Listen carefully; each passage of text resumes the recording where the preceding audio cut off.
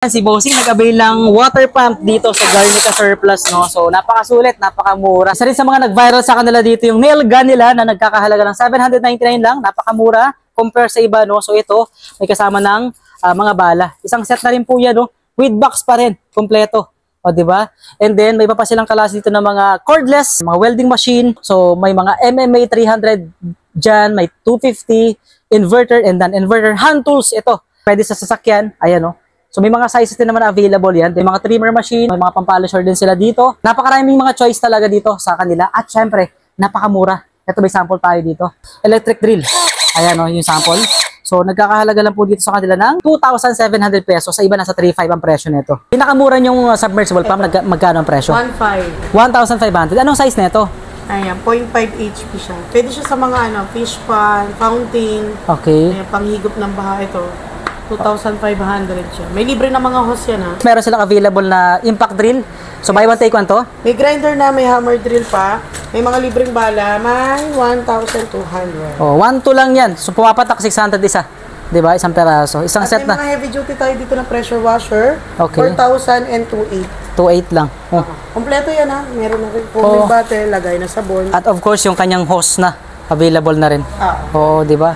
Nakabox yan, may warranty rin. May warranty rin yan. Ayan, may water pump din silang available dito guys, no? So ito yung mga trending din sa kanila last time. So ayan yung mga water pump na available dito. And then, dito naman tayo, pasok sa loob. So, makikita nyo ba mga klase ng gamit dito sa bahay? Yan, mga glassware, mga gamit sa kusina. Ito, mapapagpipilian nyo. And then, dito naman, makikita nyo, meron sila dito mga Australian brand na spot cleaner. Meron silang available dyan, nagkakala ng 3,500, ice crusher, may espresso machine, yan ang mga pang pang kape. Kung gusto niyo naman ng murang power tools guys, ito available din sa kanila yung mga gasoline chainsaw. Ito mga surplus po ito, Australian surplus. May mga Ferex Pro sila dyan, yung mga chainsaw, mga cordless po yan, no? And then mga Osito, yan available din dito. Halo-halo na dito, no? Halos lahat ng power tools available dito sa Garnica Surplus Store. And ito makikita nyo nga dito, ito yung bodega nila.